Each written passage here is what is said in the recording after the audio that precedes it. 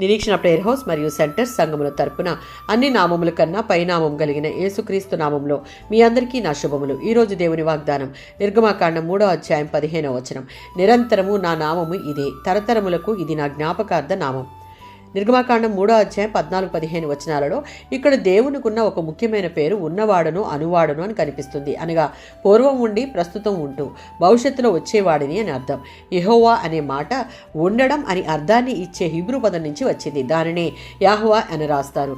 దీనికి ఉన్నవాణ్ణి అని అర్థం. అంటే ఆయన శాశ్వతంగా ఎవరితోనూ నిమిత్తం లేకుండా దేవుడై ఉండేవాడు, స్వయంభవుడు. పాత నిబంధనలో యెహోవా అనే మాట 6000 కంటే ఎక్కువ సార్లు కనిపిస్తుంది. ఇది దేవునికి జ్ఞాపకార్థనామం. యెహోవా అనే పేరును గ్రీకులో కురియోస్ అనే పదంగా తర్జుమా చేశారు. కురియోస్ అంటే ప్రభు అని అర్థం.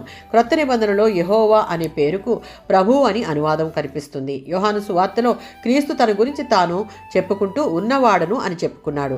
పాత నిబంధనలో కనిపించే యెహోవా దేవుని అవతారమే క్రొత్త నిబంధనలో క్రీస్తు. ఆదికాండం 22:13-14 యెహోవా ఈరే అంటే యెహోవా చూచుకుంటాడు అని అర్థం. నిర్గమాకాండం 17:8-15లో యెహోవా నిస్సి అంటే యెహోవా నా ధ్వజం, తన ప్రజలకు వారి శత్రువులపై విజయాన్నిచ్చే దేవుడు అని అర్థం. నిర్గమాకాండం 15:26 యెహోవా రాఫా అంటే యెహోవా బాగు చేసేవాడు అని అర్థం.